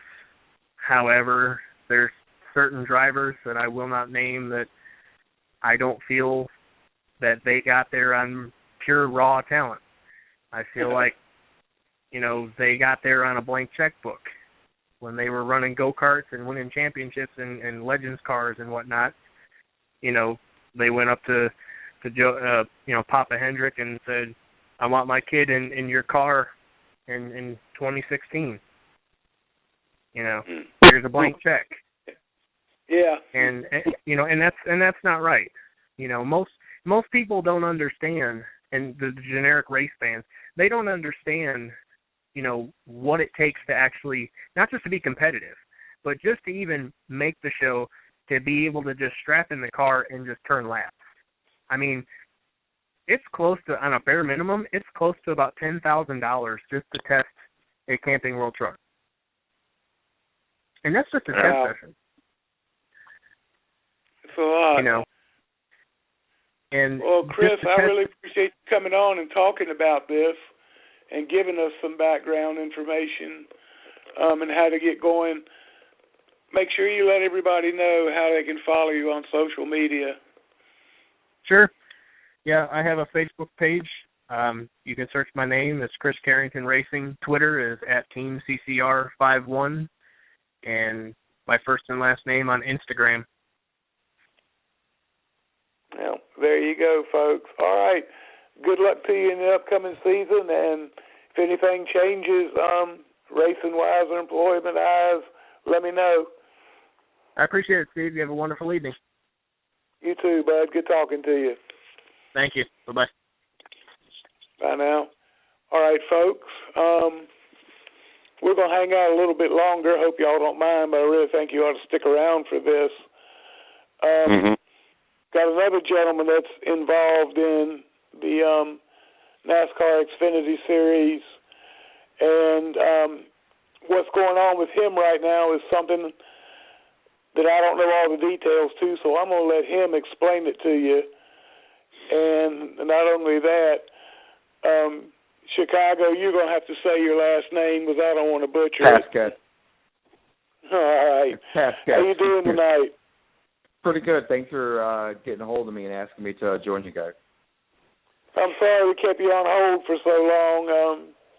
What can I say? Oh, it's all right. I was enjoying hearing what the younger gentleman said, and, especially about Jordan Anderson. What people don't know about Jordan is that kid has run, which is beyond unbelievable, the exact same truck every single race this year, which that is pretty amazing. That's I don't ever remember that ever happening in this sport where they hasn't been wrecked, hasn't been, hurt in some way or another. That's just a testament to actually how good that kid is and, how much dedication he has. And he knows that if he wrecks that truck, that his season could be completely over because of the funding situation that they're in. And, when you're racing with a team like us that doesn't have the funds and the money that, one race could be your last race if the wrong thing goes wrong. And so that's a very testament, him running up front and running good and be able to, keep that truck in peace.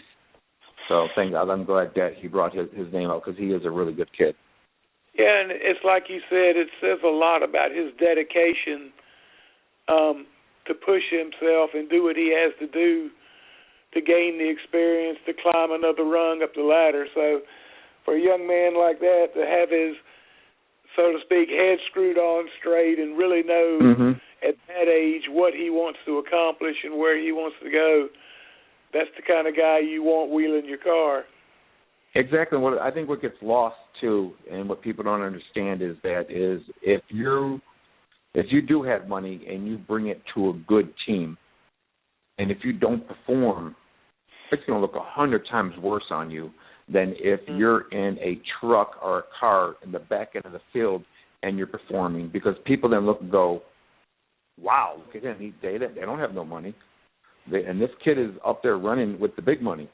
So I think that helps a whole lot more than it would be if you obviously, we know there's been a lot of people that come and brought a lot of money and haven't performed to where they're at now. Nobody wants to touch them ever again because, you were in the best equipment and you didn't perform. So it shows a lot, you know, and I hope that helps him in the long run. I hope people do notice that he's running good with a budget that's technically 10% of everybody else's and doing a pretty good job. So, but let's get back on track to the subject that we're talking about before, what's going on in my life, what's got my life in such a disarray. I've been in NASCAR now. This is going on this is my 16th year. And, I was a spotter for many, many years, spotted tons and tons of races. And just recently this year I was asked to be a crew chief and didn't really want to start with. And then they kind of talked me into it, because it's like you've been in sport for so many years, you have to learn something, which they were true. Yeah. And then I actually started doing it, and I actually fell in love with it. I was, like, really surprised that, once I took over, the team started performing a lot better. And I'm not saying that's directly 100% because of me, but I'm just proud of that fact that, they finally did get a top 25, which they never had.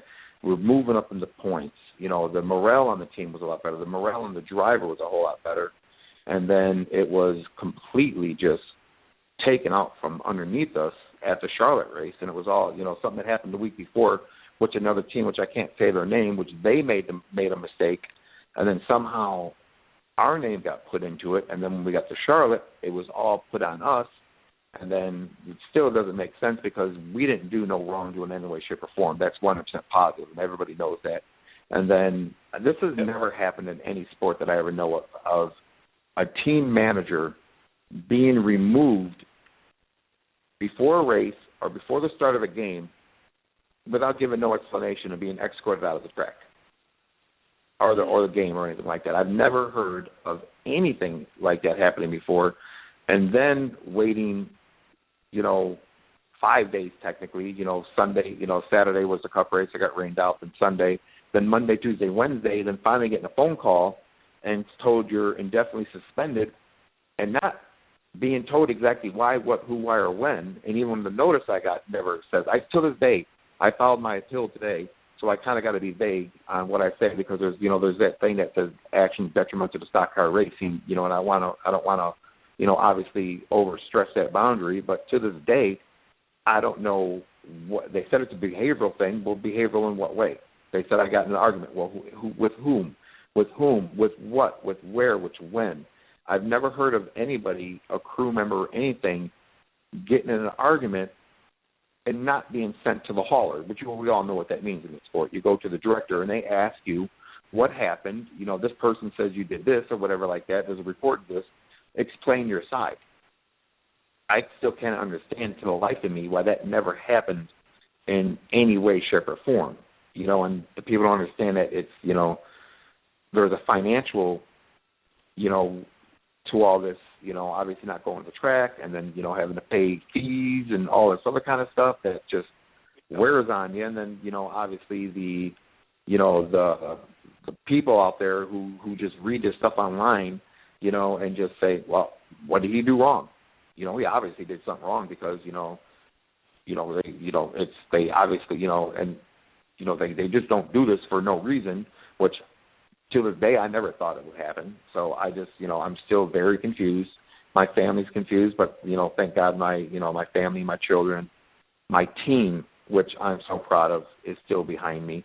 I'm still able to work during the shop during the week. I was reinstated today, thank goodness. So I'll be able to go to the track next weekend and work and work on next weekend in Martinsville. Looks like it's the plan right now. But I still have the appeal to go through, and then obviously I'll have to, if that doesn't go my way, I have to go through another appeal. But hopefully sometimes before that appeal, from what I understand, I'm supposed to get a summary from them, technically explaining what exactly I did wrong. Mm-hmm. They said, it's been said it was for over a confrontation, but I can say this. Not one time during the whole Charlotte racing events did I have a confrontation face-to-face with one person anywhere in any way, shape, or form. So we know that's 100% false. We had a new sponsor there they're wonderful, awesome people, and they're still pretty much backing us. I had my family there. I had the car that we were running, a dedication, because it's Breast Cancer Awareness Month, the dedication to my sister on it. Another car had on their hood for a dedication to my sister. There was 20 other cars that had small decals for a dedication to my sister for Breast Cancer Awareness Month. So why would anyone in their right mind act up on a day like that? You know, especially with the new sponsor there that's, you know, still hopefully is going to take us next year up and beyond where this team wants to go and become, you know, a player in this sport. So it's just really crazy, and, you know, it's just, I don't know if you ever heard of anything happening like that. No, I have never heard of anything happening like that. That's why it kind of stunned me when I read about it yesterday. Do you get the feeling, you know, that old saying, you can't fight City Hall? How do you think this is going to work out, trying to do battle with NASCAR and it's NASCAR's game?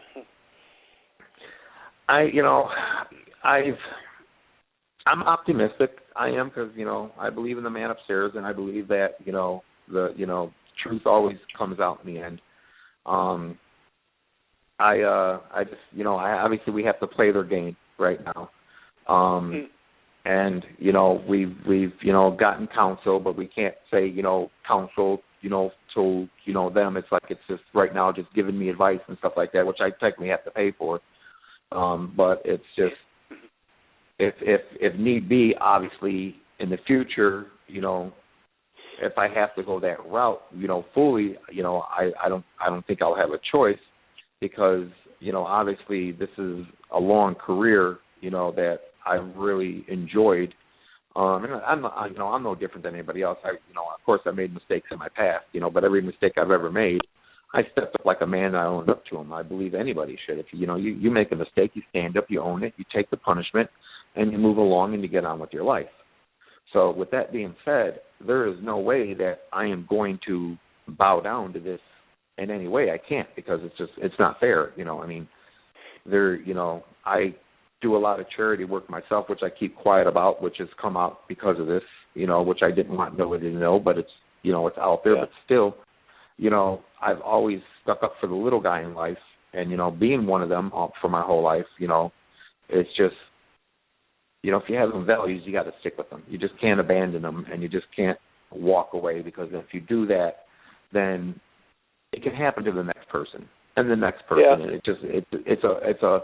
it's a snowball effect that just doesn't stop. It's just like kind of like what was going on in the NFL with their, you know, with their suspension, stuff like that, you know, until, you know, the lawsuits started getting filed and federal judges started going, no, you people can't do this. It needs to stop.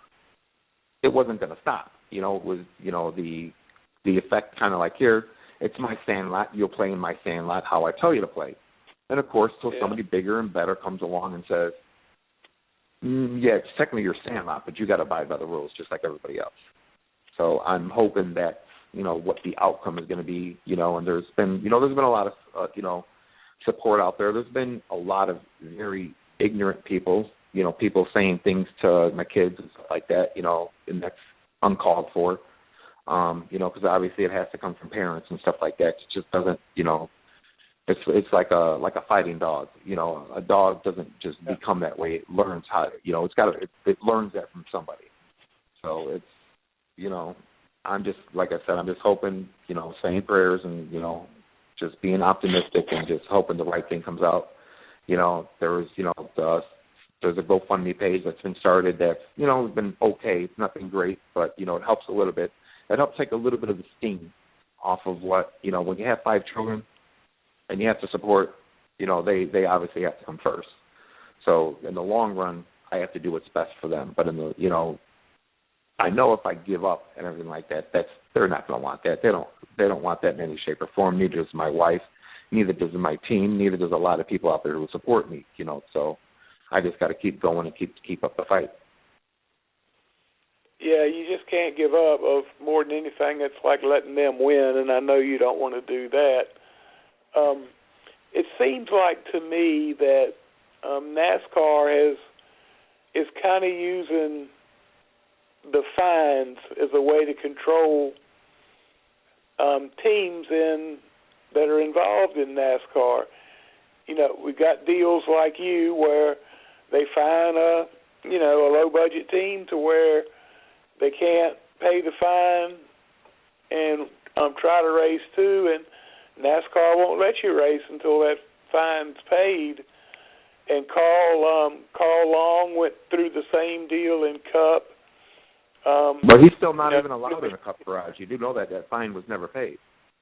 He's still not allowed in a Cup garage. He's allowed in the Xfinity and Truck Series, but he's not allowed in the Cup garage. He still can't compete. His wife, who was listed as the team owner back then, if I'm correct, she still can't come into the garage area at all. She can go into the Xfinity, but something like that. I can't remember the whole thing, but I know that he is technically not allowed in the Cup garage area unless he's like going to Goodyear to pay his bill or racing radios or something like that. But other than that, no, he's not allowed to linger around in that garage area, because that fine still has yet to be paid. He doesn't have that kind of money. He never had that kind of money. And it's that to me is why they fined him like that. It's a control thing, and I don't know how you or anybody else is going to be able to fight it. Do you see any lawsuits coming out from this in the future from other teams? Right now I'm going to keep quiet about that, because obviously the action's detrimental to stock car racing, but obviously it's an open option. It has to be an open option. There can't, like I said, I just can't lay down and just let this happen to me and my family. It's just, there's got to be, everybody, keeps on saying, you're fighting against Goliath, and it's like, well, my Goliath is bigger. My Goliath has never lost a battle, that being the man upstairs. So, that's the way I kind of, look at that one. It's no matter how big and bad you think you are, there's always somebody bigger out there. I don't care what you are next, that's obviously the man upstairs.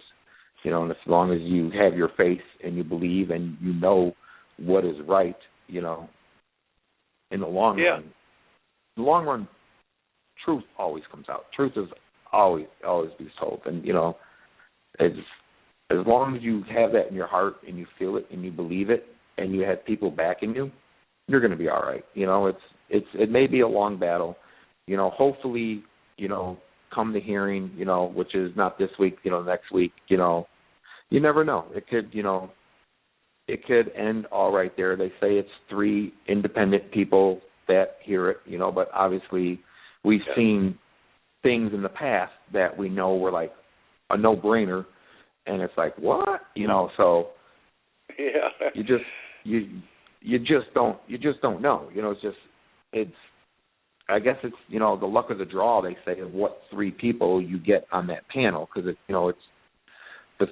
not always the same 3 people, they say, or whatever. I've learned a lot within the last couple of weeks about all this, because this is the first time in my career that I've ever been in this situation. I've never been disciplined before. I've never been on probation before. I've been, I've had, a pretty decent career. There's been bumps in the road just like everybody else has, but as far as discipline or having an anger problem or anything like that in any way, shape, or form, no, that has never happened in any way, never in any way. I've seen things have been done to me in the past that you'd be like, wow, are you kidding me? If I've been indefinitely suspended for something that, they say is a behavioral thing, well, then some drivers should be just, suspended for life, if that's the case. It's like if you're going to be set a precedent like that, that's the only thing that, I was just completely, me and my wife, everybody was completely, dumbfounded when we were escorted out of that track, and, we told this, you can't be mad at security, whatever like that, because, we told them, they're apologetic and everything like that, and very understanding, and we just said, you know what, you're doing your job. It's not like you can argue with them in any way, shape, or form. You're not going to change the outcome. Once they come up and say, hey, NASCAR said we have to, you got to go, then, it ain't going to change. You can ask what, where, or why, and you can hopefully you get an explanation, which I never did, but, you finally just say, okay, you got to put your arms up, say surrender, and, move on to the next day, and hopefully you find out, which technically to this day I still haven't found out. I've never received, a letter or anything. The letter that I got was just didn't say anything. Just said behavioral on it. That's it. At the track. Yeah. Well, what behavior? What behavior? What? Like I said, what, where, how, and when? I've never. If somebody says, any employer says you're fired, you at least get a reason why. You just don't say, you're fired because I want to fire you. That's what is baffling, me and my family, and it's just like I said, it's put us in a financial strain, but we'll be, like I said, pray for we'll be all right. There's some good people out there that's helping us. Like I said, that GoFundMe, that was started up, helped out a little bit. We're hoping it helps out a little bit more in the future because I have a feeling that the first one may not go away, then you got to pay. You got to pay all over again. What people don't realize is that you have to pay for your appeals to them. It's just something you don't get. It's just weird. It's just like I said, I learned a whole lot about this whole system. I'm thankful that I got the deferral, that I was reinstated today. That's a positive note. That's a really positive note because there's been people that have been indefinitely suspended, like in Kurt's condition and like that, where they said no, we're not letting you. Since even though you appealed, we're not letting you come back, So there's, I'm thankful about that because obviously then it couldn't be too serious because then they would have said, no, you have to wait till, afterwards. So obviously, it couldn't be anything too crazy, So like I said, hopefully, we're supposed to get a summary, from my understand, before the appeal. There are witnesses, they call, all that kind of stuff. So, we have to wait till we get all that and, and go from it and just, we'll find out hopefully. But, like I said, I thank you for, your reach out yesterday. It's people like you, that really want to know the truth and just don't make up their own minds by something they read or they see and want to know. That's the number one thing that's been bothering, me and my family and some of the team members that, people think that just because this happened, you did something totally wrong.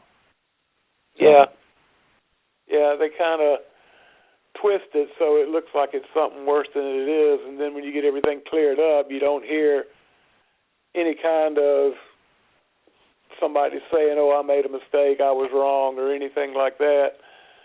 And they're kind of the same way. There's a pecking order in the garage, or at least there was when I was racing, and it's pretty well maintained. Is there any flip side to that? It's NASCAR, doesn't have a problem. I don't want to say it's a grudge holding thing, but they find drivers hard and things like that.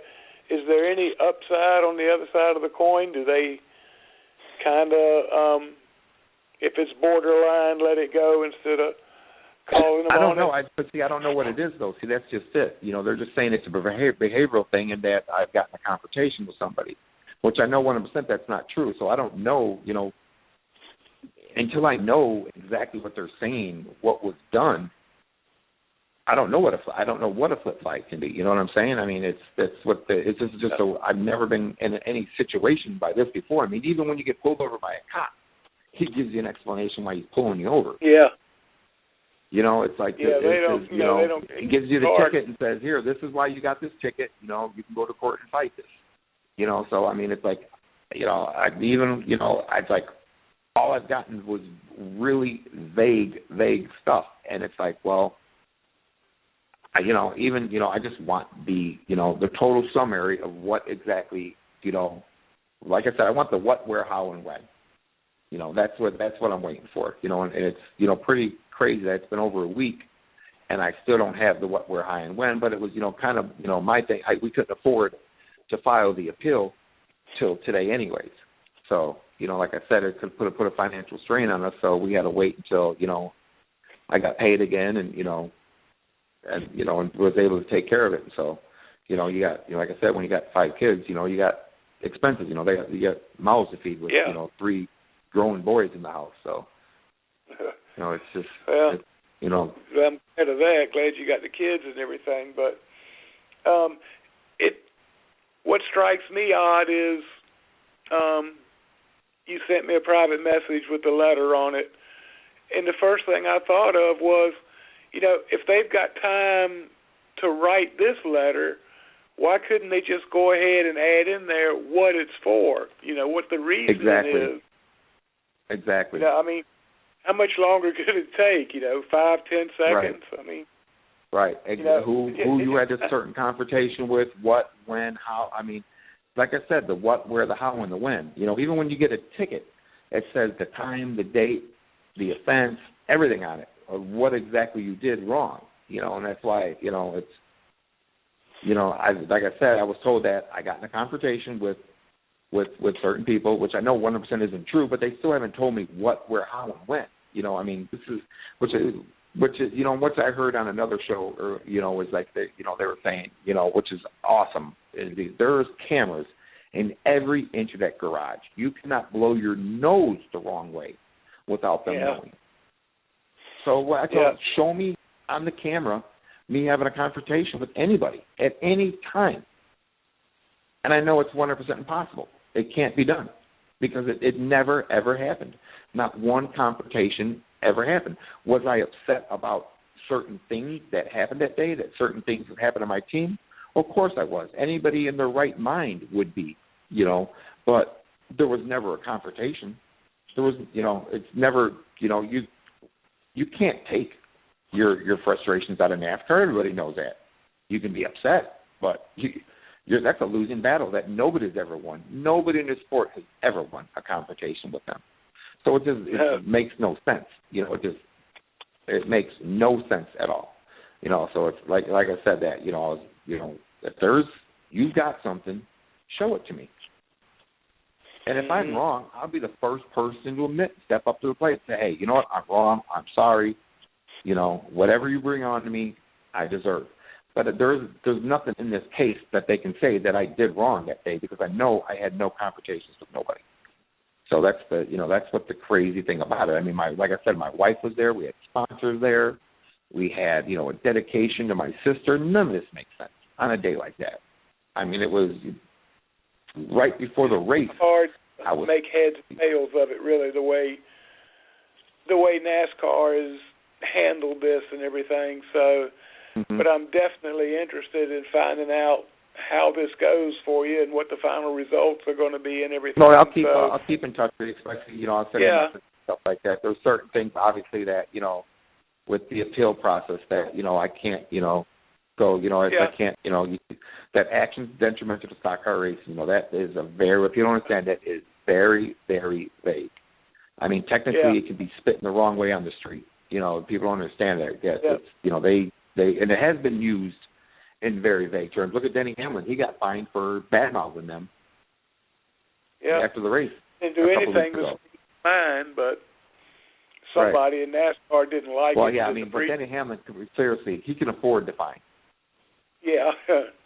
He can afford to run his mouth. I mean, me and my family, we can't afford that. We can't, just this little thing is putting a strain on us, So it's, we're doing what we can, and like it's people that, like you and other friends that we have that, have put out the notice, the GoFundMe has helped, like I said, it hasn't helped a whole lot, but it's helped, every little bit helps, So,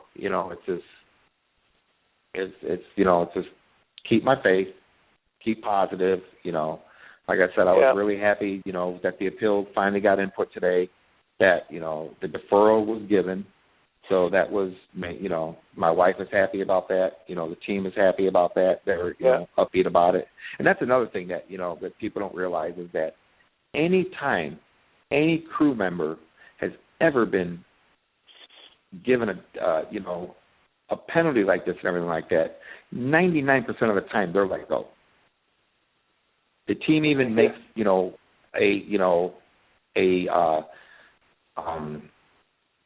a press release or whatever, saying, hey, this person, this is not about, we don't want this, whatever like that. We are parted ways. No, my team has been behind me, and I'm proud to say that. I'm very proud to say that,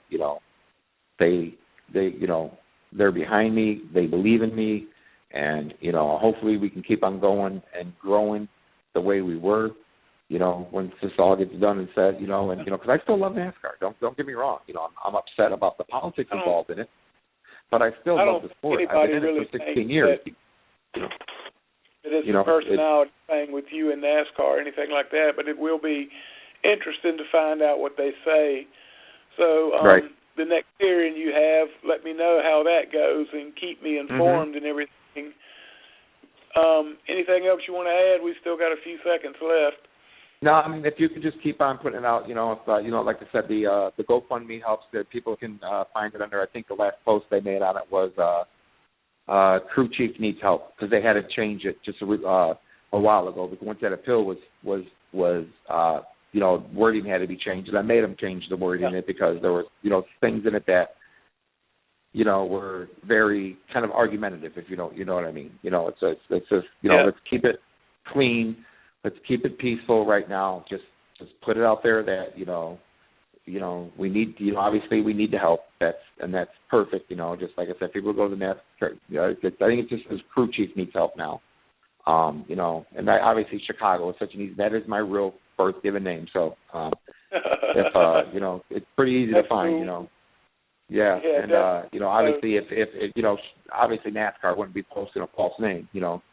But if like I said, all the help we can get right now is we thank God for it, and it helps us. Like I said, we're not a big team, so when something like this happens, it really hits hard, kind of hits below the belt, and it's just hard to keep your head up high, But like I said, we know the truth, we know that, and I know that I did nothing wrong, so I'm just going to keep my head up high and just go into work every day like I've been.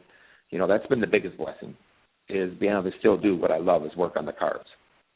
Being able to go in there and, bust my butt every day and grind on them. The income that I lose from the weekends hurts, obviously, because that's a major point. That's where you get paid the most.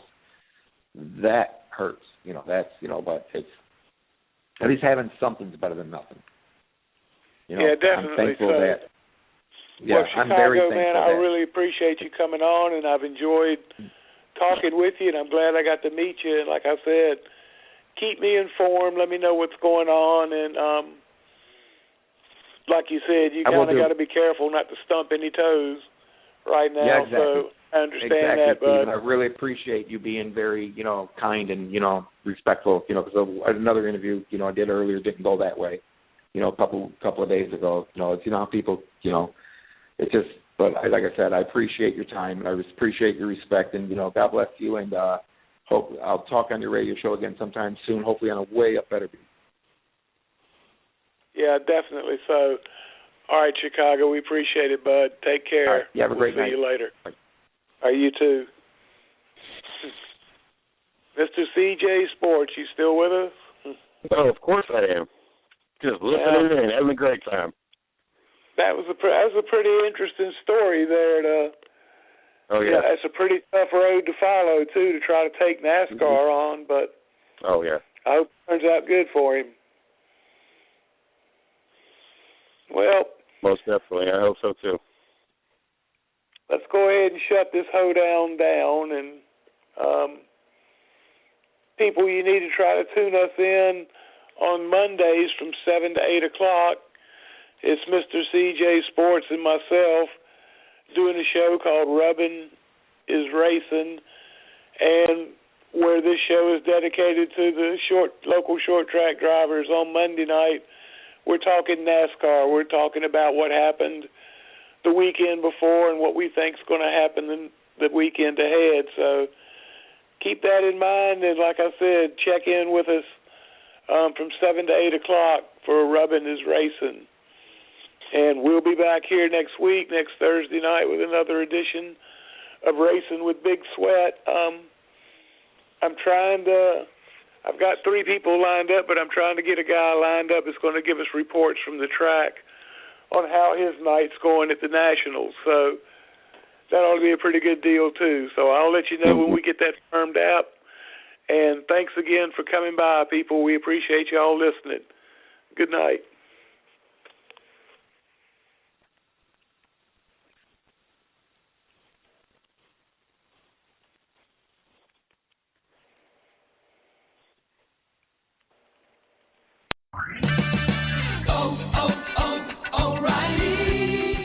quality auto parts for your vehicle? Shop one of the 30 Raleigh-Durham O'Reilly Auto Parts stores.